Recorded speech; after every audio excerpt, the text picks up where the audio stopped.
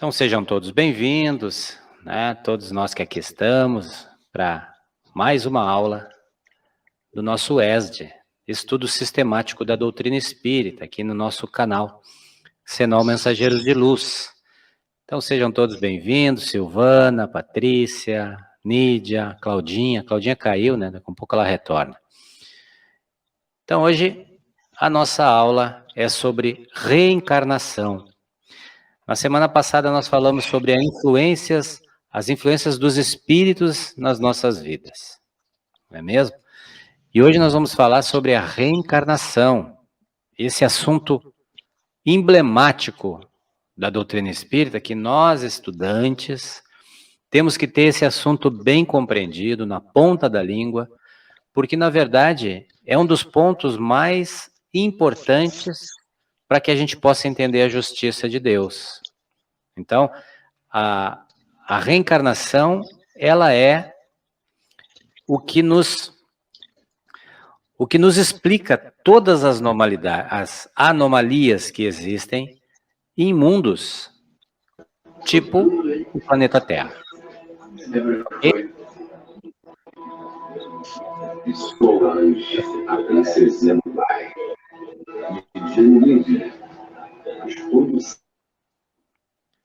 Ok, fechei o fonezinho da Cláudia, deixa eu fechar o da Silvana também, para não ter interferência aqui, ok? Então, gente, a lógica da reencarnação. A maior de todas as ignorâncias é rejeitar uma coisa sobre a qual você nada sabe. A primeira coisa que a gente faz quando não sabe de algum assunto, né, é rejeitá-lo, dizer que ele não existe. Então, é uma prova de ignorância, já dizia Jackson Browning. Então, nós vamos hoje estudar um pouquinho esse tema tão fascinante que é a reencarnação dos espíritos. E antes nós vamos fazer uma introdução aqui com relação às noções de lógica, porque para entender a reencarnação nós precisamos entender a lógica, né? O que é lógica? Aristóteles, que é um filósofo grego, que viveu em 384 a 322 a.C., foi o fundador da lógica, né? Essa teoria criada lá na Grécia Antiga, né? Então, por que utilizar a lógica? É muito comum, todos os dias, ouvirmos alguém falar que alguma coisa é lógica ou ilógica, né? Porém, pouquíssimas pessoas sabem fazer isso com embasamento, porque a lógica é a única ferramenta que pode nos orientar em direção à verdade ou o mais próximo possível dela. Esse raciocínio da gente entender por que coisas talvez que não se explica pode ser analisada através da lógica e chegar mais próximo da verdade de uma situação, estudando esta condição lógica ou ilógica, né? O que é algo que realmente não pode ser possível, é algo ilógico, né? Que tudo está apontando para uma negação, enquanto que o lógico está apontando para algo que é possível ser feito dessa forma, né? Mesmo quando não se sabe a total verdade. Então, sem a lógica, ficamos reféns dos donos da verdade, aqueles que dizem algo e colocam a sua verdade sem nenhuma condição que possa comprová-la, nenhuma analogia que possa comprovar, de fato, a veracidade daquilo que é falado. Na Grécia Antiga, nós tínhamos também os sofistas, que eram chamados aqueles filósofos que não tinham essa preocupação com as coisas verdadeiras. Os sofistas, eles eram aquele núcleo de filósofos, de sábios, de filósofos, né, que tinham o poder da oratória do convencimento, davam aulas de determinados assuntos para os filhos dos políticos e da alta burguesia, mas eles eram sofistas porque eles não se preocupavam com a verdade. A verdade pouco importava. Se eles tinham uma ideia de alguma coisa, eles passavam aquela ideia com tanta veemência, com tanta verdade, com tanta empatia. Por essa razão, eles eram chamados de sábios, e eles eram os professores da época, né? Então, os sofistas não tinham nenhuma veracidade naquilo que falavam. Na grande maioria das vezes, convenciam de uma forma mais artística, né? Aqueles seus ouvintes, né? Então, eles eram pagos para ensinar os filhos dos políticos, lá do pessoal do exército, lá da Grécia Antiga, de Atenas, né? Eles eram pagos para que os filhos também tivessem o poder da oratória, para terem cargos políticos e se fazerem crescer na sociedade. E já havia outros filósofos que se preocupavam com a verdade. Não é simplesmente dizer alguma coisa, convencer alguém que aquilo é certo, mas se não tiver uma condição de explicar algo, né? Por que isso é verdade? Por uma lógica, por uma condição de entendimento, por diversos fatores. Então, a lógica, sem a lógica, né? Nós ficamos reféns daqueles donos da verdade, que dizem alguma coisa e a gente tem que acreditar, porque não tem um outro mecanismo de entendimento para isso. Dos dogmas absolutos, que não podem jamais ser questionados. Análise lógica. Vamos fazer um exercício aqui para a gente compreender. Deus é justo. Nós sabemos que Deus é justo, né? Nós já estudamos isso. Então, para nós, Deus é justo. Resposta: sim. Todos aqueles que acreditam na existência de um ser criador de todas as coisas, admitem que ele é perfeito, possui todas as virtudes. Seria ilógico imaginar Deus sujeito às nossas imperfeições.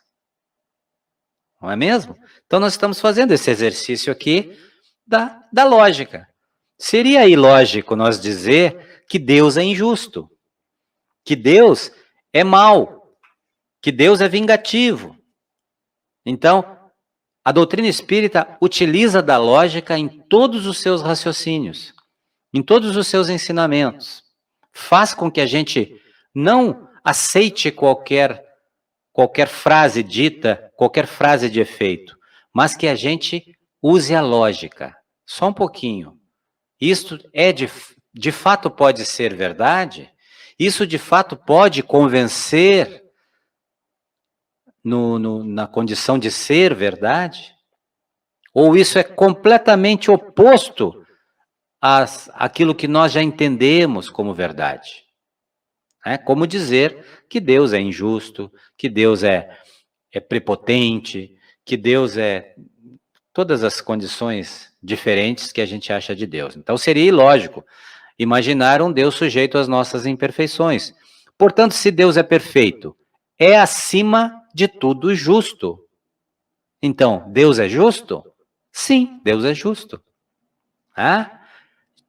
Justiça é o quê? É a virtude de dar a cada um aquilo que é seu. Então, Deus é justo. Essa é a primeira premissa para nós compreendermos a lógica. Seria justo impor um sofrimento a alguém sem que este alguém tenha merecido tal sofrimento? Aí agora é uma pergunta para nós, para a nossa vida aqui, para aquilo que a gente observa na nossa sociedade, no nosso mundo. Não vamos falar em espíritos agora, vamos falar apenas naquilo que a gente enxerga aqui no nosso mundo. Seria justo impor um sofrimento a alguém que que não tenha aquele merecimento?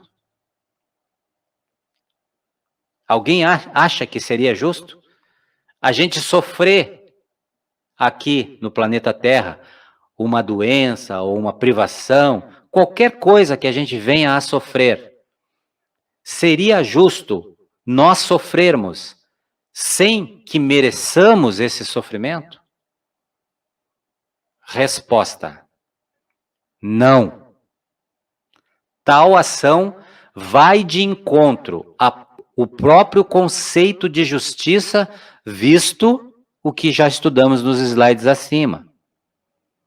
Então, sofrer sem um profundo merecimento não é justo. Então, não é justo impor um sofrimento a um inocente. Não é justo, não é certo, não é louvável. Então, prestem atenção nesses dois slides e nós vamos seguindo em frente para conseguirmos entender. Conclusão: Deus não pode ser justo e cometer injustiça ao mesmo tempo. Se ele fizer isso, ele não está sendo justo. Nós lá afirmamos que Deus é justo. Então, no nosso análise de justiça, nós temos que compreender que Deus não pode ser justo e cometer ao mesmo tempo injustiças. Se existe apenas uma vida, vamos supor que exista apenas uma vida para todos nós aqui, do 0 ano até os 80 anos. Cada um de nós tem a nossa vida aqui, e se ela fosse a única vida. Então, Deus estaria impondo, raciocinem comigo, todo mundo nasceu no mesmo tempo aqui, e todo mundo só tem uma vida, ok? Se fosse assim, Deus estaria impondo a alguns, desde o nascimento, sofrimentos terríveis, sem que os mesmos tenham merecidos. Deus estaria, assim, dessa forma, sendo injusto. Então, é um dos pontos pela qual nós não acreditamos que esta vida seja a única vida. E que todos que estamos aqui somos espíritos que já vivemos muitas vidas. E se estamos vivendo algum momento de dificuldade, difícil, aonde talvez não compreendamos nesse momento, estamos resolvendo alguma questão que já fizemos. Então, esse merecimento é justo.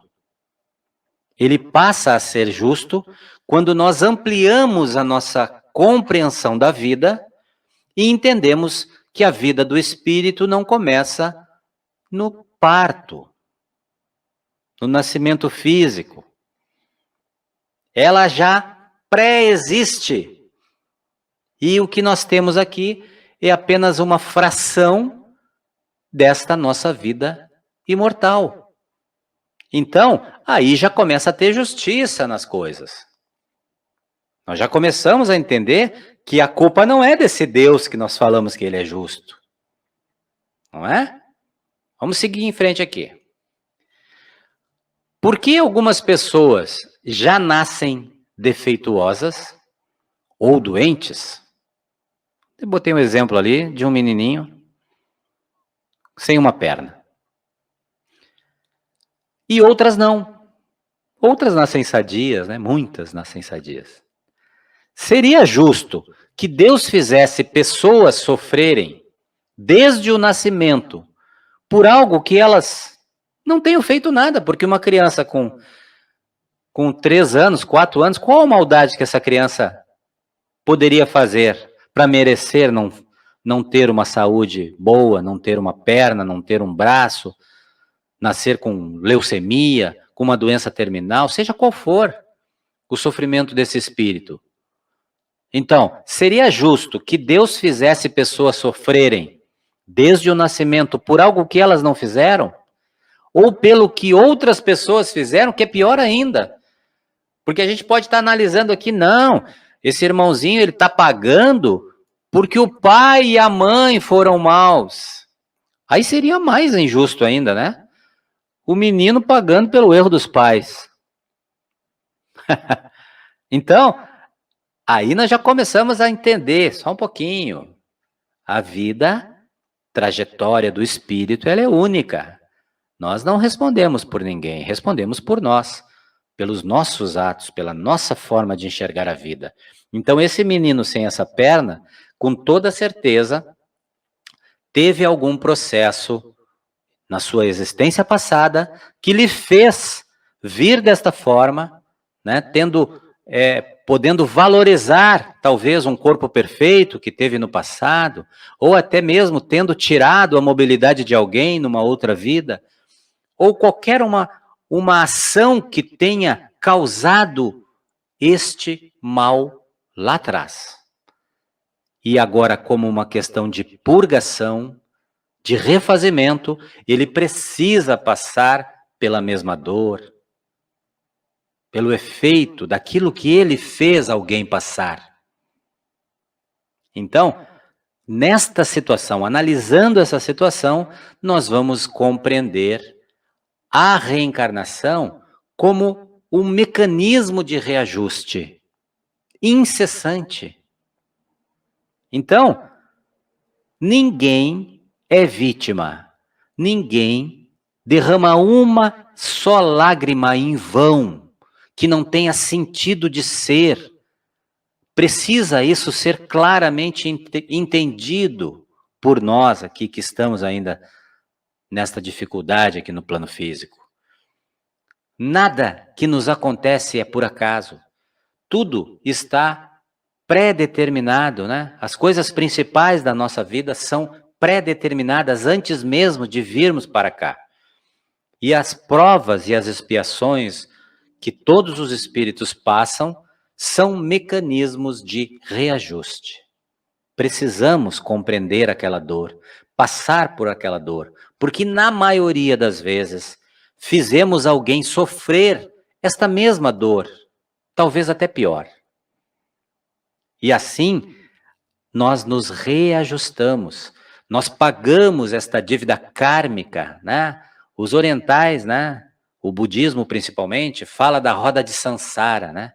A roda de Sansara é aquela roda das encarnações, que nós ficamos de encarnação em encarnação. Ora a gente está aqui, vive uma vida de 50, 60, 70 anos, volta para o plano espiritual, e aí dá uma outra oportunidade, a gente vem para cá de novo. Só que como a gente nunca aprende, os budistas chamam este ciclo encarnatório de roda de Sansara, porque a pessoa não consegue se libertar desse ciclo, porque cada vez que vem para cá, ele arruma mais provas, mais processos difíceis e tem que pagar numa próxima existência. Então aqui ele comete um crime, ele surta, ele vai de encontro às leis, tudo aquilo que ele tinha que fazer de bom, ele não faz, acaba tendo mais dívidas quando sai daqui, numa próxima encarnação ele tem que vir pior, e esta roda de Sansara que o Buda falava, para que a pessoa saia desse ciclo, ele precisa de ajuda, de alguém que venha e tire ele desse ciclo. Então aí é o papel dos protetores, dos familiares, que ajudam esses espíritos a saírem dessa roda. Às vezes o irmão está ali há 2000 anos, naquele mesmo estágio, não consegue evoluir, porque cada vez que ele vem para cá, ele arruma um problema maior ainda. E aquela encarnação, em vez de servir para que ele se eleve, serve para que ele arrume mais problemas ainda. Então tem que vir alguém mais esclarecido, junto com esse irmão, encarnar talvez numa mesma família, para que oriente, para que tire esse irmão dessa psicosfera de provações e provações e provações. Então, a roda de Sansara do budismo é a mesma coisa que a reencarnação da doutrina espírita. Continuando aqui. Qual a explicação para as pessoas que nascem defeituosas, paralíticas, doentes ou cegas, enquanto outras nascem perfeitas e saudáveis? Na foto ao lado, vemos duas crianças. Por que uma delas é perfeita e a outra paralítica de nascença? Por que uma já nasce com esse sofrimento e a outra não? São duas crianças, quase da mesma idade, né? Se houvesse apenas uma vida e tivéssemos como objetivo atingir a chamada salvação, por que então alguns nascem com mais condições para atingir esse objetivo do que outros? Eu tenho todas as possibilidades. Eu nasci numa família boa, uma família equilibrada, eu estudo, eu trabalho, eu tenho todas as condições, tenho dinheiro, tenho condições para evoluir, para estudar, para ter uma profissão. Aí eu olho para o meu vizinho aqui, e o meu vizinho, ele nasceu numa família completamente atrapalhada, caiu no crime, caiu na confusão, não tem condições alguma de se erguer, muitas vezes sozinho. Qual a justiça disso? Qual a justiça disso? Porque nós viemos para cá, né? Nós somos apenas uma energia. Nós não temos esta consciência quando chegamos aqui, não é mesmo? Então, se só houvesse essa vida, quando nós chegássemos aqui, deveria estar tudo organizadinho, cada um de nós ter a mínima condição de resolvermos as nossas vidas, não é? Com as mesmas condições. E isso não existe no planeta Terra. Uns moram num palacete, são dotados de inteligência, de saúde física, mental, e outros moram numa situação de extrema pobreza, degradação, não é? E são espíritos iguais a todos nós. Então, meus irmãos, uns nascem em famílias estruturadas, que lhes dá educação e bons exemplos de moral, e os encaminham para o bem, né? Isso temos que deixar claro. Tem muitas famílias que são organizadas, são boas, famílias que pregam a religiosidade, não só a religiosidade, como a espiritualidade, já nascem num berço organizado, né? Que dão toda a estrutura para esse espírito, né?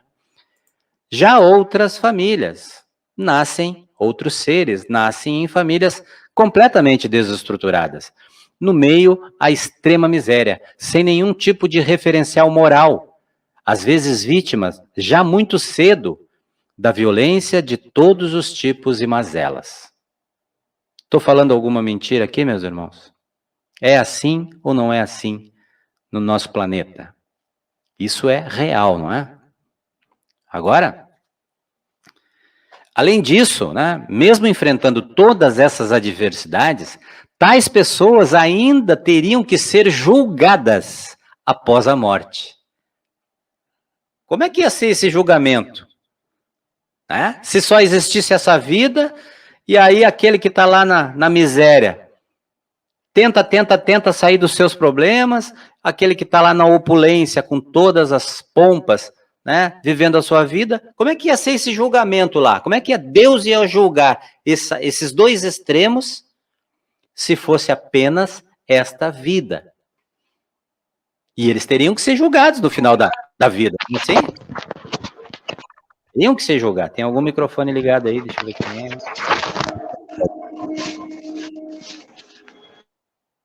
É a Cláudia. Deu. Então, meus irmãos, voltando ao raciocínio, além disso, mesmo enfrentando todas essas adversidades, tais pessoas ainda teriam que ser julgadas após a morte e poderiam até mesmo ser condenadas à pena eterna, como muitas crenças pregam, né? Pelos erros que cometeram em apenas uma vida. Ou seja, além de eu ter uma oportunidade completamente diferente do outro irmão, nasci numa favela, cheio de problemas, cheio de vício, cheio de crime. Chega no final da vida, eu cometo um monte de problema, claro, estou vivendo naquela situação, sou julgado e condenado. Aonde? Para o fogo do inferno. Ó, como é que nós vamos entender isso como lógico, né? Quanta desventura, quanta injustiça seria. Além de se serem injustiçados pela sociedade, porque nascemos num berço terrível e vivemos uma vida terrível, ainda seríamos julgados ou injustiçados pelo próprio Deus. Então, o que a gente está estudando aqui? Está estudando uma forma errada de interpretar isso. Não é assim. Não é dessa forma que a justiça é feita. Não é? Aquele irmão que está naquela situação difícil, ele já teve numa boa situação. Não aproveitou. Com todas as condições de aproveitamento, com todas as pompas, com a riqueza, com a beleza, com a inteligência, mesmo assim se enveredou para o mal e causou um monte de problemas para um monte de pessoas. Numa outra encarnação, ele obrigatoriamente virá numa condição extremamente difícil. Por essa razão, existe a riqueza e a pobreza. Existe o lado bom e o lado ruim, para que então se experiencie todas as condições e circunstâncias da vida. Como explicar o caso de pessoas que, mesmo tendo sido boas durante toda a sua vida, são surpreendidas com doenças terríveis? Ou ainda, são vítimas de terríveis acidentes. Quantos casos a gente conhece de pessoas que viveram a sua vida inteira no bem e são acometidos por doenças terríveis, doenças terminais, e as pessoas, mesmo com doenças, mesmo cheias de problemas, continuam fazendo bem e mesmo assim vivem aquela situação de prova. Um exemplo do Chico Xavier. Ele mal conseguia enxergar, ele tinha uma doença terrível no olho. Ele não conseguia enxergar. Nos últimos anos dele, ele não enxergava mais. Doenças nas articulações, ele era cheio de problemas de saúde. E dentro da doutrina espírita, nós não conhecemos uma alma melhor. Não é mesmo? Então, ser bom, fazer o bem, não significa que não vamos passar por sofrimento. É só olhar para o próprio Cristo. Não é? Quanto sofrimento passou. Então, que dirá nós, pecadores, cheios de processos difíceis ainda? Então, os nossos processos difíceis são muitas vezes o nosso remédio, né? Enquanto outras pessoas passam por toda a vida sem conhecer tal infortúnio. Poderia alegar azar de uns e sorte de outros? Acreditamos mesmo nisso? Que é azar ou sorte? Não vamos nunca nos convencer que existe uma força maior que coordena todas as ações de todos nós? Que somos coordenados, que somos organizados de forma que possamos passar pelas nossas provas, que possamos sim interpretar as nossas lágrimas como aquele expurgo. Eu costumo sempre dizer assim, para os irmãos entenderem esse mal, né, esse bem e esse mal. Quando nós precisamos expurgar esses sentimentos de dentro de nós, a vingança, a mágoa, o ódio, tudo isso que alimentamos, né, nas nossas vidas difíceis. E quando precisamos fazer esse expurgo, é somente o sofrimento que vai fazer isso acontecer, né? Ou aquele exercício que eu coloco um recipiente de água suja, completamente lamaçal, uma água cheia de podridão, aí eu faço um furinho aqui embaixo e coloco um recipiente de água cristalina pingando dentro desta água suja. E aqui eu faço um dreno aqui embaixo. E com o tempo, a água cristalina que vai pingando ali, vai transformando, limpando esta água suja. O dreno que eu falo para os meus irmãos, é por onde sai a podridão, é os nossos sofrimentos. Quando entendemos isso, quando compreendemos, quando passamos por essa dor, com entendimento, com humildade, com compreensão, não colocando na porta dos outros aquilo que precisamos passar. E aí, se a gente fizer isso, daqui a um tempo a gente vai olhar para essa água e ela está limpinha. Ela está limpinha. Por quê? Porque nós drenamos a sujeira. Drenar a sujeira é fazer a reforma íntima tão falada que Jesus nos ensinou. Retirar as impurezas do nosso ser através, muitas vezes, das provações, da dor, da lágrima. Se nós fôssemos criados por Deus no momento do nascimento, não existisse vidas anteriores, qual seria o critério que o Criador usaria para escolher quem seria saudável, perfeito, e quem seria deficiente, cego, etc.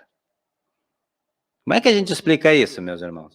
Vamos nos colocar lá no lugar de Deus, né, por alguns segundos, e pensar assim, bom, agora eu tenho que jogar 1 bilhão de pessoas aqui nesse planeta. Só que uns têm que sofrer e outros têm que ser tranquilinhos. Como eu faria essa separação? Por que critérios? Se todo mundo fosse criado no mesmo momento, não tivesse nenhuma dívida, não tivesse nenhum processo difícil realizado, como é que eu vou fazer? Eu vou pegar aqui, ó, 1 bilhão de bebês, e vou pegar 500 milhões e vou colocar tendo uma vida extremamente privada, na doença, na favela, no crime. E outros 500 eu vou botar na opulência, na beleza, na saúde.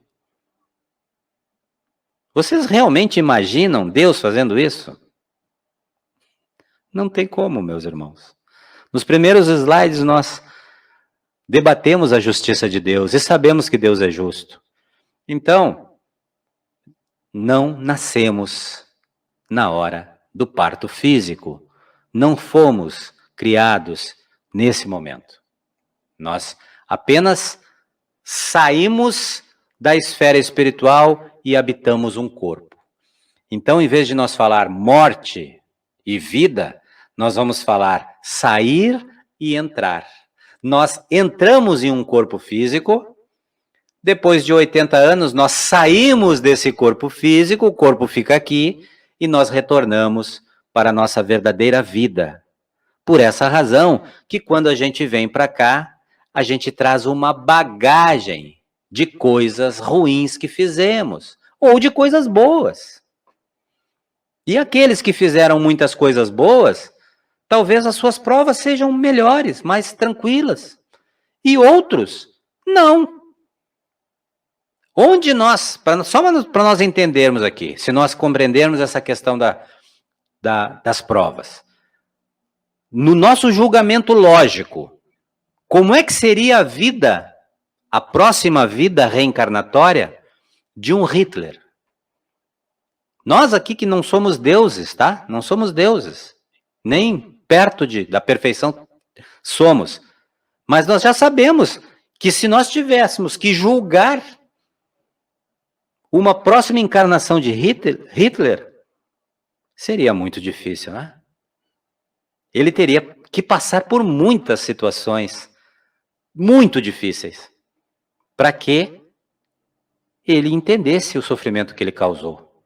Só que a justiça de Deus é tão divina, é tão maravilhosa, que esses seres com tamanha dívida, eles não podem nem encarnar numa sociedade livre como a nossa. Eles precisam ficar anos e anos-luz presos até atingirem uma condição energética de voltar a um corpo físico. Porque voltar a um corpo físico, mesmo que seja a pior vida, ainda é um presente de Deus. Ainda assim é um presente de Deus. Então, um Hitler, para ter novamente a possibilidade de encarnar em um corpo físico, pelas últimas informações que temos, ele tem que ficar 1000 anos preso em uma prisão, sofrendo, depurando seu espírito, para depois vir para cá, ou ir para planetas ainda mais primitivos e ajudar na construção de planetas primitivos. Porque ele é muito inteligente, só que tem muitas dívidas. Então, tudo aquilo que estamos aqui, entre aspas, pagando com o nosso sofrimento ou com a nossa vida não tão fácil, é somatório daquilo que realmente precisamos fazer para nos regenerar. Por essa razão, a justiça de Deus não falha nunca, nunca. A única explicação, então, seria sorte ou azar? Não haveria uma explicação mais coerente? Então, eu dei para os irmãos, coloquei uns dados ali para vocês, um jogo de dado, né, para vocês entenderem que não é assim que os espíritos fazem. Não, agora vamos jogar na sorte aqui quantos eu vou deixar aqui no sofrimento e quantos eu vou deixar na alegria. Não é dessa forma que os espíritos organizam as coletividades planetárias. Imaginemos um pai que tem 2 filhos. A um deles dá carinho, educação, roupas, alimento, né? E a outro não dá carinho nem educação. Pelo contrário, trata de forma agressiva, impondo-lhe todo tipo de sofrimento, desde a infância. Como é que pode isso, né? Tudo isso sem nenhum motivo que justificasse tal tratamento. Seria justo? É claro que não. Ora, se não é justo que um pai da terra proceda dessa maneira, será que Deus, sendo infinitamente sábio, maior do que todos nós, poderia agir assim? Se nós, pecadores, cheios de processos difíceis ainda, não fazemos isso para os nossos filhos, tratamos os nossos filhos iguais. Será mesmo que vamos entender que Deus faz isso deliberadamente? Evidentemente que não. Então, eu trouxe aqui para vocês várias explicações lógicas do porquê que a reencarnação é o mecanismo de justiça de todas as coisas, né?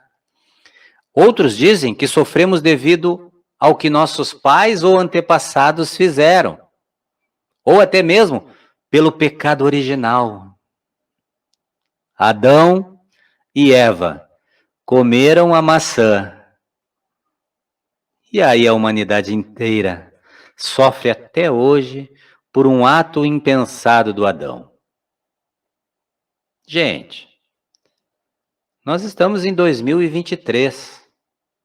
Não tem como mais entendermos esse conto de fadas, né? E entendermos isso como verdade. Então, que pecado original né? Adão, então, seria o precursor de todo o mal da Terra? Uma pessoa, um ser responsável por bilhões? Não é dessa forma, meus irmãos. Adão, se fez algum pecado, se cometeu alguma atitude ruim, terá que pagar pelo seu crime perante a si mesmo. Não pelos outros, mas perante a si, perante a sua vida. Se tudo que fizermos causa algum desconforto em alguém, nós teremos que nos reajustar com isso, perante a lei divina. Mas não podemos interpretar que por conta deste ato de Adão, todo o sofrimento se originou. Não é dessa forma. Essa questão de reencarnações faz parte do equilíbrio de todos os orbes habitados. Isso aconteceu desde que todos os mundos foram criados, não só aqui o planeta Terra. O planeta Terra é uma cópia de todos os outros mundos que evoluíram desta mesma forma.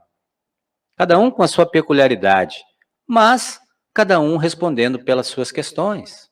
Simples assim, né? Então,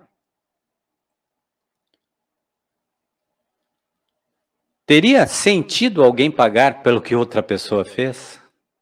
Teria sentido? O meu filho vai lá e comete um crime. Matou uma pessoa. Tem sentido eu ir lá e ter que responder por ele? Se eu não estava lá, ou se eu... Aí vão dizer, mas foi a criação que tu deu. Mesmo assim, teria sentido? Ou o meu filho pagar por algo que eu fiz? Não, meus irmãos, nós somos únicos. Nós somos inteligentes suficientemente. A reencarnação, ela é clara. Logicamente que nós falamos na aula passada em influências espirituais. Nós exercemos domínio muitas vezes sobre outras pessoas. E se esse domínio fizer algo de mal para essa pessoa, com certeza nós responderemos. Mas nós não responderemos pelo mal que ele fez. Nós responderemos pelo mal que nós fizemos a esse irmão. Não pelo mal que ele fez. O mal que ele fez, ele vai ter que se reajustar. Ele, por ele. Mas por influência, eu fiz um mal também. Porque eu fui um mau orientador. Então, dessa forma, eu respondo. Mas não pelo crime que alguém fez. O irmão que fez um crime, mesmo que esteja ali sendo assediado por algum espírito ou por alguém, ele vai ter que pagar por ele, porque o crime foi ele que cometeu. Então, a justiça ela é única, ela é de cada um, e ela está nas intenções e nas atitudes, né? O peso dessas questões sempre é a atitude e a intenção. Imagine uma pessoa sendo presa porque seu pai cometeu um crime e a polícia não conseguiu prendê-lo. Então, o filho, que seria inocente, teria que pagar pelo crime do pai. Seria Deus assim, então, injusto? Né? Ou seja, nós estamos pagando pelo crime do Adão? Que nem diz os amigos, né, estudiosos, assim, mas eu nem conheci o Adão. Eu vou estar pagando pelo Adão, eu nem conheci o Adão. É brincadeira, mas né? Ou seja, não, meus irmãos, não é dessa forma. A resposta é não. Então, a doutrina da reencarnação é a única que oferece uma explicação lógica e um conceito mais justo, para que a gente entenda essas intemperanças, essas diferenças, né? Deus jamais impõe sofrimentos a quem quer que seja, e ninguém sofre sem merecer. Isso é uma lógica. Qual o objetivo, então, de nós reencarnarmos, muitas vezes em processos difíceis, né? Deus determinou aos espíritos a necessidade de encarnar para alcançar a perfeição e de colaborarem na criação. Então, se perguntarem para os irmãos, qual o objetivo, então, da gente vir aqui várias vezes, por que nós temos que vir? centenas de vezes.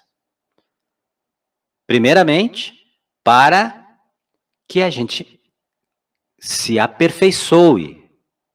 Se aperfeiçoando, se eu me tornar melhor, eu tenho a possibilidade de colaborar para a criação destes lugares aonde a gente é preso. Então, à medida que os espíritos evoluem, eles evoluem o lugar aonde eles vivem. E é eles, ou seja, nós que estamos aqui, é que fazemos toda a diferença nesses planetas e mundos que estão em todos os lugares do universo. Não é Deus que cria os lugares, que desenvolve os lugares. São os espíritos criados por Deus. Desde os espíritos angelicais, que foram aqueles que criaram as primeiras formas vivas aqui do planeta, o primeiro cromossoma que foi criado no planeta, né, foi criado por espíritos crísticos, espíritos que tinham o poder de transformar a energia divina que tá plasmada em todas as coisas, porque Deus está em todas as coisas, não é? Mas para ele se manifestar em algo, ele precisa de uma ação de seres inteligentes que plasmam essa ideia de Deus, essa forma ainda abstrata, que é a energia, em algo que seja palpável, algo que a gente compreenda. Então, esses espíritos evoluídos, né, aqui no nosso planeta, por exemplo, os mentores do Cristo criaram este lugar para que os espíritos pudessem evoluir. Criaram todas as formas de vidas que existem no planeta, desde os minerais, vegetais, animais, até o hominal, que somos nós. Então, meus irmãos, Deus está em todas as coisas, inclusive dentro de cada um de nós. Mas, se não são essas inteligências que já atingiram um grau de evolução superior, que consiga pegar essa energia de Deus e criar essas condições para a vida para aqueles que ainda não conhecem, nada aconteceria. Os lugares seriam inabitados, seriam desertos. Né? Mas não. O que acontece? Os seres inteligentes que evoluem conforme as suas encarnações, conforme entendem a mensagem desses seres, eles vão criando lugares habitáveis, vão criando ideias, ciência, tecnologia e tudo que existe em mundos, né, tipo o nosso e superiores ao nosso. E quem é que evolui? São os seres e depois os lugares aonde esses seres habitam. Na medida que eu evoluir, eu vou evoluir o meu meio. As pessoas que estão comigo, o lugar onde eu moro, eu quero deixar melhor, eu quero deixar organizado, eu quero fazer com que a minha estada nesse lugar seja favorável para todas as pessoas. Quando a gente evolui, a gente pensa mais nos outros do que em nós. Então, dessa forma, como é que a gente atinge essa perfeição? Vindo para cá, fazendo essa limpeza no nosso organismo, como eu falei, tirando a lama, né? Depositando as gotinhas da água cristalina do Evangelho no nosso ser, limpando essa lama, tirando essa sujeira, para que então a gente possa cada vez mais entender os processos naturais da vida, né? Entender o porquê que realmente precisamos encarnar várias vezes, né? Por que 1, 2, 3, 10 vezes não é suficiente? Porque eu disse para os meus irmãos, tem seres que ficam 1000, 2000 anos presos naquele mesmo estágio. Não querem saber dos prazeres, querem saber do poder, da ganância, e não estão nem aí para uma ascensão espiritual. Então, esses espíritos precisam de mais tempo para purgarem esse lado mal, esse lado negativo. E como nós somos eternos, imortais, não tem problema, né? Para Deus, tanto faz, nós somos imortais, nós nunca mais vamos morrer. Então não importa o tempo, só que sempre vamos ter que, pela lei, passar por essas experiências. Porque se eu estivesse apenas lá no plano espiritual ao bel prazer, fazendo aquilo que eu quisesse, jamais eu ia evoluir. Eu preciso estar dentro da lei, estar dentro de um sistema que me diz, meu irmão, vem para cá, agora tu é obrigado a passar 80 anos aqui, ó, de uma forma bem restrita, bem tranquila aqui, para que tu compreenda um pouco, dê valor um pouco nas coisas de Deus. E eu sou obrigado a ficar ali. Eu preciso expurgar.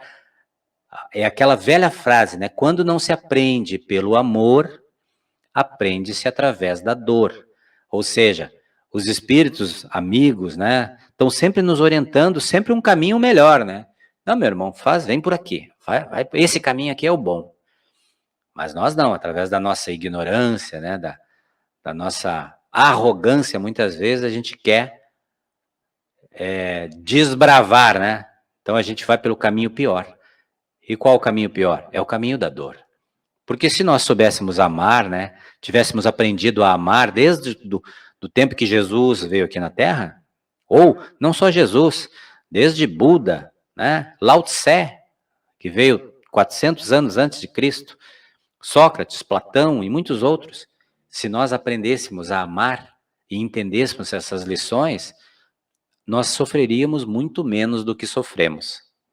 Porque escolhemos, às vezes, os piores caminhos, porque vamos de encontro a tudo aquilo que nos ensinaram, né? Que esses seres nos ensinaram.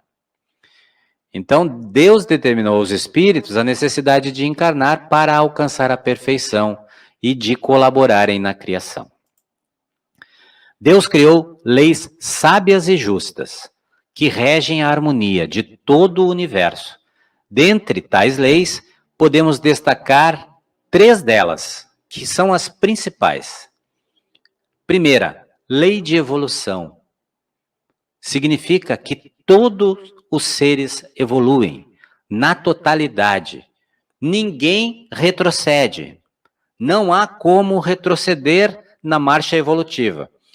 No sentido de, para que os irmãos entendam, quando a gente atinge, por exemplo, a fase hominal, nós jamais vamos poder reencarnar em um cachorro, ou em um gato, ou em um ser menos evoluído do que o homem, o estágio homem. Então, se nós já atingimos o hominal, nós não vamos retroceder.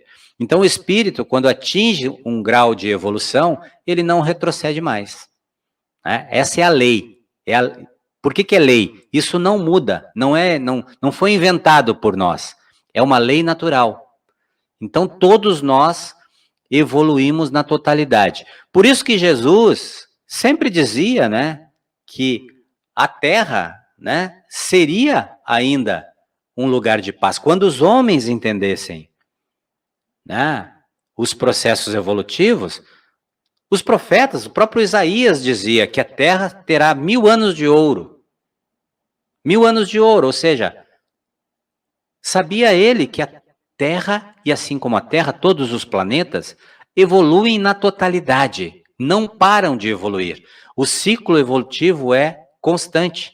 Então vai chegar um momento que nós realmente vamos viver lá na frente um momento de paz no nosso planeta. E não precisa ser profeta para entender isso.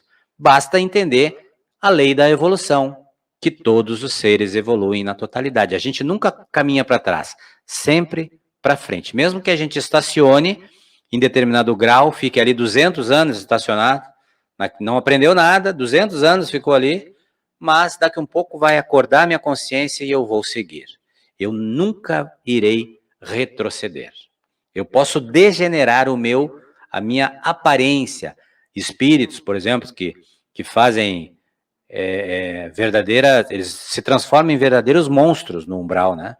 Eles degradam a aparência por energias negativas, mas eles não perdem a sua capacidade intelectual. Aquilo que eles até então adquiriram, eles não vão deixar de saber, de conhecer, de compreender. Eu costumo dizer assim como andar de bicicleta, né? A gente nunca vai esquecer aquilo que a gente aprende. O espírito é a mesma coisa. Por essa razão que nós não acreditamos em anjos caídos. Anjos caídos, né? Ou seja, o ser espiritual angelical que atingiu um grau de perfeição para ser qualificado como um anjo, como um ser puro, esse ser jamais pode se transformar num demônio. Aquele ser demoníaco, ele ainda não chegou à perfeição. Por essa razão, ele ainda precisa evoluir. Aquele que já atingiu a perfeição não cai mais. Creiam nisso. Então, aquele que é bom sempre será bom. Aquele que é mau pode se transformar num ser bom, mas aquele que é bom não jamais poderá voltar a ser mau. Por quê? Porque se acontecer isso, nós vamos estar violando uma das leis principais da criação de Deus, que é a lei de evolução. Lei de livre-arbítrio. Todos nós temos o livre-arbítrio. Podemos fazer aquilo que a nossa consciência quer. Jamais vamos ter tolhidos de fazer aquilo que a gente quer. O que acontece é que nós temos que responder pelas nossas ações. Então, se eu matei, eu vou preso. Não é mesmo? E pela lei de Deus, se eu matei, talvez eu tenha que morrer dessa mesma forma. Pela aquela mesma forma, daquela mesma energia que eu utilizei para tirar a vida de alguém, pelo aquele mesmo sofrimento que eu causei, talvez meu desencarne, a minha situação, ou numa outra situação, numa outra vida, eu tenha que responder pelo aquele ato. Mas, se eu tirei a vida de alguém, né, eu tive esse livre-arbítrio. Não tem nada, não tem uma energia que breque a minha atitude. Por isso há tantas coisas ruins no mundo, né?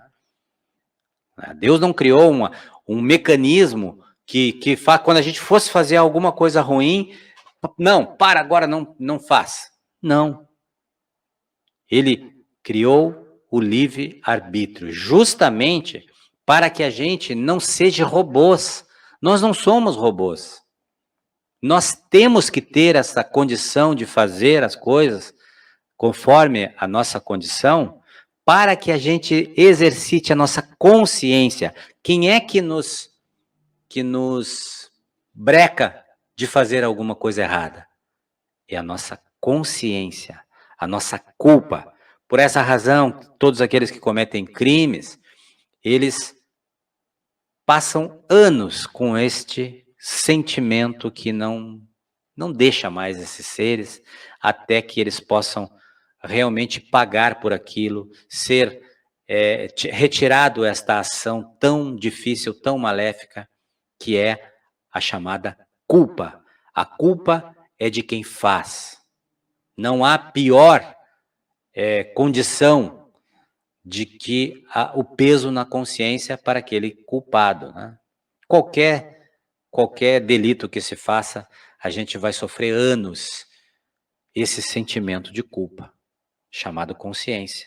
Então, é a única coisa que Deus coloca como condição é a consciência, para que freie um pouco os homens de fazerem tanta maldade, né? Mas todos nós podemos fazer o que quisermos, porque temos o livre-arbítrio, não somos robôs. Fazemos aquilo que nós queremos. Por essa razão, aquele que busca o caminho do bem, da justiça, por livre e espontânea vontade, vence todos os obstáculos difíceis e procura por si só, não por imposição, ser melhor, este ser, ele é agraciado com todas as energias positivas desse reino de Deus, porque realmente Deus é isso que ele quer, que os homens naturalmente sejam melhores, não por imposição, porque todos somos livres. E a terceira lei, tão utilizada, né, principalmente na reencarnação, é a lei de causa e de efeito. É a lei que nos diz que tudo o que fizemos para alguém ou para nós mesmos voltará para nós com o mesmo peso e a mesma medida. O sentido da lei de causa e efeito é esse. Tudo que eu fizer, um pensamento, uma atitude, uma ação maléfica, uma ação benéfica, tudo que sai de nós, seja através da nossa mente ou da nossa ação, retorna para nós, pela lei de causa e efeito. Se não agora, daqui um pouco mais. Se não nessa vida, numa próxima.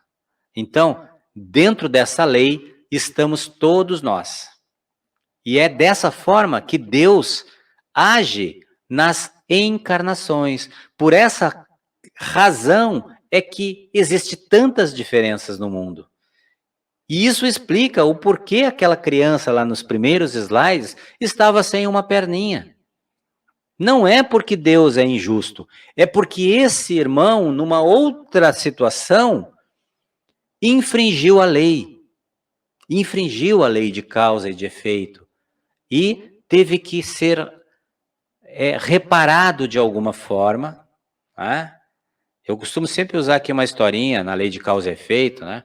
Num irmão que está tendo numa obra espírita de Chico Xavier, né? Que um irmão tinha um trabalho muito bacana, ele era um irmão espiritual, um espiritualista, né? Trabalhava numa casa espírita, muito dedicado, trabalhava numa empresa, muito dedicado, né? Orador, trabalhador, médium, enfim. E aí, um certo dia, o irmão sofreu um acidente no serviço. E uma máquina que ele manipulava no serviço cortou o dedo indicador dele. E ele, lógico, teve alguns problemas, né? De saúde, ficou afastado do trabalho, toda aquela coisa. Entrou numa depressão profunda. Abandonou a doutrina espírita. Abandonou os seus trabalhos de caridade, de cunho social. Caiu na bebida. Enfim, ele não aceitou aquele ato aquela escola, né? Que era a perda de um órgão, de um dedo, né? No final da vida do irmão, ele veio a desencarnar, né? Voltou para o plano espiritual, e lá no plano espiritual ele entendeu que naquela encarnação, ele deveria perder o braço, porque ele cometeu um assassinato. Ele, numa briga, eu acho que ele era escravo, e ele, na fazenda lá, foi uma briga de facão, ele decepou um braço de um irmão lá. E ele tinha que vir sem um braço. Ele ia perder um braço naquela encarnação. E ele assumiu isso e aceitou. Não, é justo, preciso disso para me redimir, né? Quando ele veio para cá, ele fez muita coisa boa. Ele trabalhou muito, ele era uma pessoa excelente, exemplar, um pai de família. E a espiritualidade, vendo isso, ao invés de tirar o braço, tirou um dedo. Então, o que essa obra vem nos dizer? Que nós podemos atenuar as nossas faltas, mesmo que seja um karma, né, pesado, que a gente precise vir aqui e passar, mesmo que isso já esteja programado para nós, como o caso desse nosso irmão da história. Ou seja, eu posso atenuar as minhas faltas com atitudes benéficas. Então, a gente pode analisar isso como um conta corrente. Tudo que eu fizer de bem para alguém, ou para mim, para minha família, para a sociedade, tudo está somando no meu crédito. E tudo que eu fizer de mal está somando no meu débito. Se eu tiver mais crédito do que débito, talvez essa falta, né, cometida em outras vidas, possa ser atenuada aqui. E eu possa dissolver este karma. Como? com ações positivas. Então, isso é bem estudado dentro da doutrina espírita, para a gente não entender como a lei de Talião, né, que quem com ferro fere, com ferro será ferido. A lei de Talião era assim, a gente tinha que pagar conforme o crime, né? Jesus veio e nos ensinou a lei do amor, que o amor apaga todos os pecados, nos dizendo que pelo amor nós vamos nos salvar. Por isso que ele diz, fora da caridade não há salvação. Porque quem faz caridade, acima de tudo, ama o seu próximo, ama a si mesmo e ama a Deus. Porque ninguém faz caridade, a não ser que seja um hipócrita. Aí é uma outra condição. Mas se aquele irmão está fazendo caridade, ele já está fazendo a sua reforma. Por essa razão, Jesus diz, fora da caridade não há salvação. Não é? A lei de evolução, né? Tudo no universo caminha para a evolução, seja no mundo mineral, vegetal, animal ou espiritual. Então, a maior razão de estarmos aqui nesse planeta é trabalharmos em prol da evolução do nosso espírito. É para isso que a gente está aqui. A lei do livre-arbítrio, falei para os irmãos, né? Deus cria os espíritos simples e ignorantes e dá a todos as mesmas condições iniciais para que atinja a sua evolução. Então, aqui, quando a gente entendeu que Deus é justo, voltando ao princípio, nós vamos entender que todos nós fomos criados simples e ignorantes. Por quê? Porque nós não fomos criados aqui no planeta Terra, nesta encarnação. Nós fomos criados bem antes. E lá atrás, todos nós fomos criados iguais, sem nenhum conhecimento de nada. E fomos colocados na senda evolutiva, sem conhecer nada. A partir daí, cada um de nós trilhou um caminho diferente. Por essa razão, nenhum espírito é igual ao outro. Se nós colocarmos 2 gêmeos aqui, siameses, os espíritos são diferentes. A história evolutiva de um é diferente de outro. Um vai reagir de uma forma com uma determinada situação, outro vai reagir de outra forma. Porém, cada um tem o seu próprio livre-arbítrio, ou seja, o poder de escolher quais caminhos deverá seguir. Nem Deus interfere neste direito. Nem Deus interfere neste direito de fazermos aquilo que achamos que é certo. Lei de causa e efeito, que é ao fazermos nossas escolhas na vida, nós recebemos os resultados positivos ou negativos das mesmas escolhas que fizemos. Então, a causa é sempre anterior ao efeito. O que nós analisamos aqui na Terra quando vemos aquelas situações que eu mostrei para os irmãos? Do irmão que está passando fome, do outro que está lá na opulência. Do irmão que está doente, do outro que está lá bem tranquilo, bem sadio. Do outro que está na miséria e no outro que tem lá todo o conforto do seu lar. O que nós analisamos? Os efeitos. Nós não analisamos a causa. Porque se formos analisar a causa de cada um, vamos encontrar o porquê que aquele irmão deve passar por aquela situação, muitas vezes difícil. E às vezes, a prova do dinheiro é pior ainda do que a prova da miséria. É um outro capítulo para estudar aqui, mas nós vamos entender o que o dinheiro pode trazer de malefício para aqueles irmãos que acham que estão vivendo na vida mansa. Né? Nós vamos entender que o dinheiro muitas vezes traz outros problemas, talvez muito maior do que a privação. Né? Muito pior passar uma vida de luxo e não fazer nada por ninguém, tendo toda aquela possibilidade, do que aquele que passa toda a privação no mundo tentando sobreviver. Né? O peso dessas duas vidas é muito diferente perante a lei de Deus. Então temos que analisar também essas questões. Deus não precisa ficar a cada erro nosso nos punindo ou a cada acerto nos premiando. Aliás, Deus nunca pune ninguém, tá? Nós mesmos nos punimos através de ações erradas. Então, esse negócio de achar que Deus está lá com o martelo, né? Ou achar para começo que Deus é uma personalidade, ou um velhinho de barba branca, sentado lá num trono. Não, meus irmãos. Nós já sabemos que Deus está em todas as coisas, né? Principalmente dentro da nossa consciência, do nosso ser. Então, ele não precisa ficar nos punindo o tempo todo. Nós mesmos já conseguimos fazer isso quando atingimos uma condição de entendimento melhor das coisas, né? A Terra é como uma grande escola, na qual os alunos podem escolher estudar e passar de ano, ou então não estudar e repetir de ano.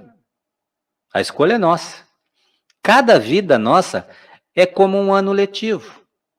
Até que um dia o aluno atinja um tal nível evolutivo em que poderá deixar a escola indo para escolas mais evoluídas.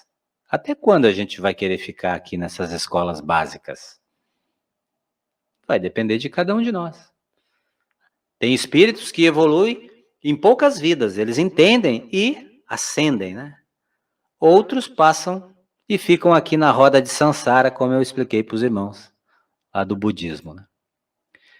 Então, assim, se explica de forma bastante coerente a situação de pessoas que já iniciam a vida sob condições difíceis. Não é azar nem sorte, é condição de lei de causa e de efeito. Na verdade, elas estão colhendo os frutos de ações erradas cometidas em outras vidas. Simples compreensão. Porém, Deus, em sua infinita misericórdia, ao invés de condená-los ao fogo eterno do inferno, como muitas religiões pregam, lhes dá sempre uma nova chance. Isso é fundamental para nós compreendermos a reencarnação. Reencarnação é página em branco.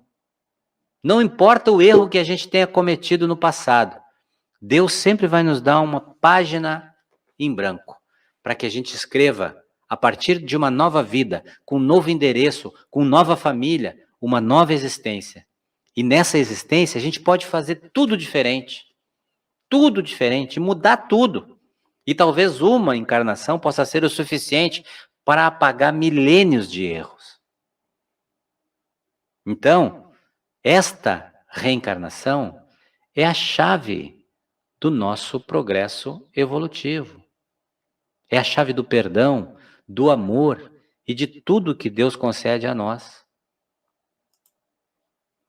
Vivenciamos agora o resultado de tudo aquilo que fomos em vidas passadas.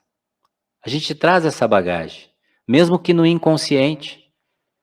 Carl Jung falava do ego e do id, do inconsciente, que é a grande parte da nossa mente, onde está todas as informações de todas as nossas vidas passadas, desde a nossa criação, está nesse inconsciente. E nós utilizamos o consciente, que é uma partezinha bem pequenininha, um ponto minúsculo dentro da nossa mente. Então, o nosso consciente é muito pequeno diante do que somos. Mas, se está na nossa mente, de alguma forma nós podemos buscar esse inconsciente. E somos, às vezes, subjugados por ideias de outras situações, de conhecimentos que já tivemos no passado. Tudo isso está em nós. Mas, momentaneamente é apagado para que a gente possa viver uma vida nova. Não é mesmo? Então, a nossa vida atual é a chance que temos para pagarmos qualquer mal que tenhamos feito e reparar os mesmos. Não importa o tamanho do mal. A nossa oportunidade agora é a presente de transformarmos tudo aquilo que fizemos, que prejudicamos. Presente de Deus, né? Somente espíritos muito evoluídos que reencarnam em missão, utilizando o seu livre-arbítrio, vêm até este plano e aqui podem vir a sofrer, porém, por sua própria escolha. Então, assim como Jesus, né? que veio aqui, desceu aqui, disse, não, eu não preciso mais encarnar para sofrer, como todos que estão lá na Terra. Eu vou lá, vou sofrer, mas por amor, por uma escolha própria. Ele escolheu vir aqui. E muitos espíritos que vêm até nós, eles vêm não precisando mais sofrer, não estando mais nesta lei que obriga a gente vir para cá e passar por privações, mas por escolha própria. Então tem duas questões, né, de se avaliar, né? Para que através dos seus exemplos possam trazer luz à humanidade, a quem tanto amam. Por que Jesus veio até nós, né? Por amor, simples assim. Por outra razão não seria. Não foi para se vangloriar, para se tornar o mártir, para o popstar do planeta Terra. Não. Ele veio por amor, por uma única razão. Por entender que a sua missão, a sua passagem, o seu exemplo, transformaria muitas pessoas e levariam essas pessoas à evolução mais rápida, ao conhecimento mais rápido das coisas de Deus. E foi o que ele fez por nós, né? Nós ainda imperfeitos estamos sujeitos à expiação. Nós temos que evoluir pela dor. Foi o que eu tentei explicar para os irmãos. A gente precisa ainda da dor, porque não sabemos outra forma não sabemos amar. Então, o nosso amor é muito pequenininho diante do amor de Cristo, não é? Nós somos ainda jogados na mágoa. Qualquer coisa que nos façam já é motivo de tirar a nossa alegria, o nosso equilíbrio. A gente já briga, já se revolta, já se magoa. Esse amor que Jesus nos fala é completamente diferente daquele que nós sentimos ainda. Então, por essa razão, a única maneira de evoluirmos é tendo o sofrimento como ferramenta. Por isso que ele não é um mal, ele é um bem. Nós ainda não compreendemos isso, mas vamos compreender. Tá? Então, colhemos hoje o que plantamos ontem em outras vidas. E colheremos amanhã o que estivermos plantando hoje. Isso é bem claro na doutrina espírita, né? Como queremos o nosso amanhã? O que queremos para o amanhã? Simples, começamos agora. Começamos agora. Porque se a lei está nos dizendo que tudo que nós plantamos, nós colheremos, a lei de Deus está dizendo isso, na lei de causa e de efeito, que vamos sofrer as consequências do que nós fizemos. Então, inteligentemente, vamos fazer mais coisas boas, porque o plantio dessas coisas boas hoje só vai fazer com que que retorne para nós coisas boas também, porque a lei é clara. A boa árvore só produz bons frutos e a má árvore maus. Assim disse Jesus. Até que venhamos a atingir um grau de perfeição e pureza espiritual em que não precisamos mais reencarnar na Terra. Então, enquanto a gente precisar ainda clarear a nossa aguinha de lama, né? Filtrar o nosso corpo, a nossa mente, nós ainda vamos ter que utilizar da reencarnação e vir para cá, sempre tentando purificar. No momento que nós não precisarmos mais sofrer, automaticamente não iremos mais encarnar num planeta como esse, a não ser por amor. Aí eu vou chegar lá num outro plano, numa outra situação, e na minha encarnação está escrito lá, meu irmão, tu não precisa mais voltar para a Terra, tu pode agora estagiar num planeta mais evoluído. E eu vou dizer assim, não, eu vou voltar para a Terra, porque eu deixei o meu irmão, o meu pai, a minha mãe, os meus irmãos lá do Senol, eles ficaram lá, e eu não quero evoluir sem trazer aqueles que eu amo também para esse processo melhor.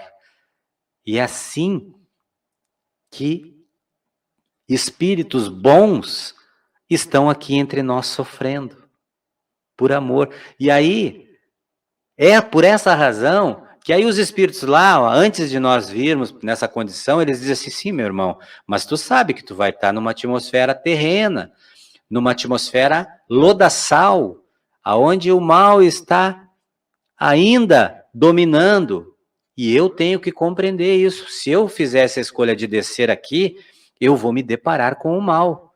E nem Cristo conseguiu ser liberto da dor. Ele não passou aqui no plano sem sofrer, porque ele estava num plano denso. E o plano denso é dominado ainda por efeitos dolorosos. Então, se eu lá, com o espírito claro, decido vir aqui por amor aos meus familiares, primeiramente eu tenho que ter consciência que eu vou ter que passar por alguns momentos de dor, mesmo que eu compreenda essa dor, né? Que eu não dê valor não me apegue tanto nessas dores, assim como aqueles que não compreendem. Ou seja, eu não valorizo essa dor tanto, eu não dou tanto ibope para as coisas negativas, porque eu já consigo compreender um pouco melhor essas coisas. Mas eu vou lá e vou nascer num plano ainda inferior, por amor. Viram que maravilha?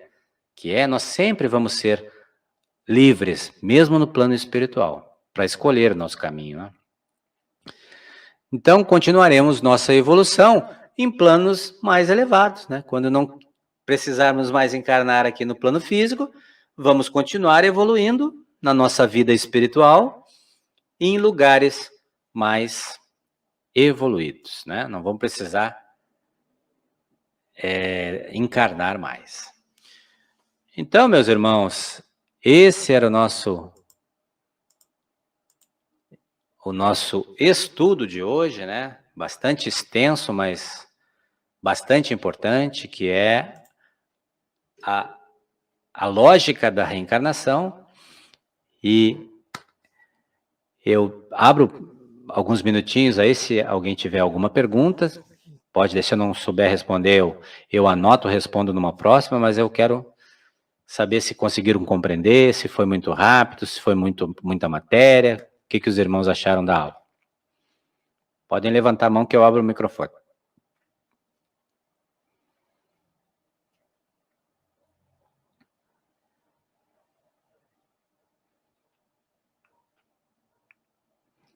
Nenhuma pergunta?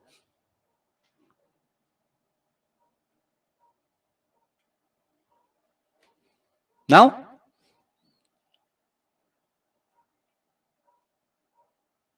Acertou, miserável. Então tá, meus irmãos, eu vou colocar esses slides ali, vocês viram que os slides estão bem explicativos ali, né? Vou colocar os slides ali para vocês estudarem. Dentro do livro, do ESD ali, nós temos uma parte só sobre a reencarnação. Deem uma lida. Dentro do livro dos Espíritos também nós temos material bastante extenso sobre este assunto. E eu preciso que os irmãos, né, estudem. Pois não, Nídia, vou abrir aqui para ti. Naquela parte ali que tu falou das pessoas ali que são boas, né, e que têm sofrimento, que vivem aqui em sofrimento, a gente não sabe explicar como, mas uma coisa também que eu notei ao longo da minha existência aí, que as pessoas, que elas também não, elas não reclamam assim, elas não reclamam muito do que estão passando. Eu já vi pessoas boas com um tipo de sofrimento assim e as pessoas, elas não reclamam. As pessoas não reclamam tanto assim, né? Que nem a gente vê o tipo de pessoa reclamar tanto, que estão sofrendo, que tem isso, daquilo. E elas passam por esse sofrimento sem reclamar muito. Não reclamam tanto assim, não. Isso eu observei, já notei também. Não sei se tu entendeu ali aquela parte que tu falou, do sofrimento aqui. Sim. Irmã, quanto mais consciente nós somos, né? Quanto mais evoluídos é o espírito, e se o espírito está aqui e compreende a sua existência, né? Ou seja, conheça-se a ti mesmo, né? Conheça-te a ti mesmo. Que é a máxima, né? De tantas filosofias que existem no planeta, a gente vai compreendendo que essas questões, elas são purgatórias para nós, né? Elas são benéficas para nós, e a dor acaba sendo um remédio. Quem entende isso, não é que goste de sofrer, mas passa pelo sofrimento com condição diferente de pensamento. Há aqueles que não, que qualquer coisa, né, cria uma confusão, né? Tudo é dificuldade. E aqueles que utilizam o sofrimento para o seu aperfeiçoamento, né? A gente vê isso nas empresas, né? Às vezes as empresas crescem na dificuldade, né? Ou seja, quando as coisas estão muito paradinhas ali, não há um movimento, não há uma transformação, não há uma autoanálise das suas operações, das suas questões. Então a pessoa fica estagnada. Nos momentos difíceis, a pessoa exige mais de si mesmo. Então os momentos difíceis fazem parte, e as pessoas que são mais conscientes disso, utilizam esses momentos para darem uma guinada, né? Para mudar, para se transformar. E não ficar reclamando, porque se temos que passar por algumas questões, sempre façam esse exercício. Tem coisas que nós temos que passar. E mesmo que a gente mova o mundo, nós vamos passar por aquilo. Ou seja, puxa vida, eu fiz isso, fiz aquilo, me mudei, fiz... Mas isso sempre me acontece. É um indício de que isso é algo que nós estamos trazendo do passado. Então, temos que encarar de frente essas questões, tentar amenizá-las da melhor forma possível, mas não maldizer o sofrimento. Sempre agradecer, pedir a Deus força para que a gente possa enfrentar essas questões e se transformar através delas. Que a dor, que a doença, que a privação, que tudo isso sirva para nos fortalecer como espíritos, porque nós somos espíritos. E isso que está acontecendo conosco é apenas um momento, e tudo passa. Né? Mas esses irmãos que têm essa clareza, provavelmente sejam aqueles que escolheram vir aqui por amor, né? Muitas vezes, ajudaram o familiar, já estão acima dessa questão apegada ainda. Se é que eu consegui te fazer compreender, minha irmã. Mais alguém quer colocar alguma coisa? Patrícia. Vou abrir para ti, Patrícia.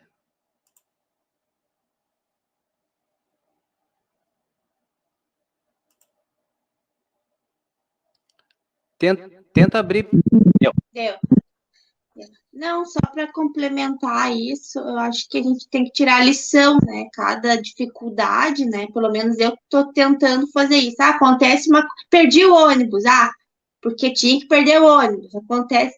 Eu estou tentando sempre tirar lição, assim, estou tentando assim, entender por que disso, por que daquilo, por que isso acontece. Eu acho que é mais ou menos por aí, né?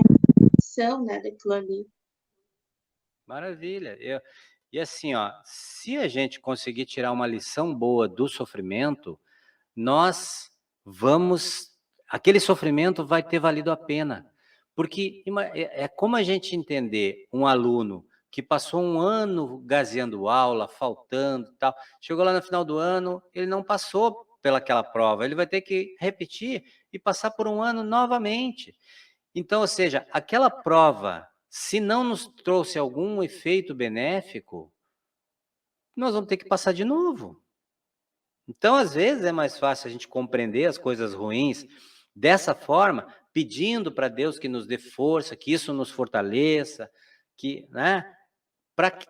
E sempre levar as coisas pelo lado positivo, do que maldizer. Não, eu sou o último dos homens, então Deus sempre esquece de mim. Olha o fulano lá, e eu desse jeito. Essas coisas a gente tem que tirar da nossa mente, porque ninguém é igual a ninguém.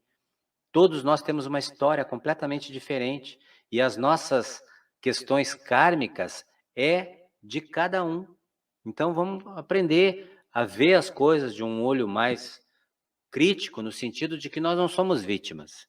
Se algo de ruim está acontecendo para nós e nós não pudermos evitar, porque há aquelas que a gente colocado na nossa porta para que a gente tome alguma atitude. Então a gente evita, a gente se cuida, a gente não vai ficar lá 11 horas da noite, meia-noite, numa parada de ônibus escura, com uma bolsa pendurada e um celular aqui.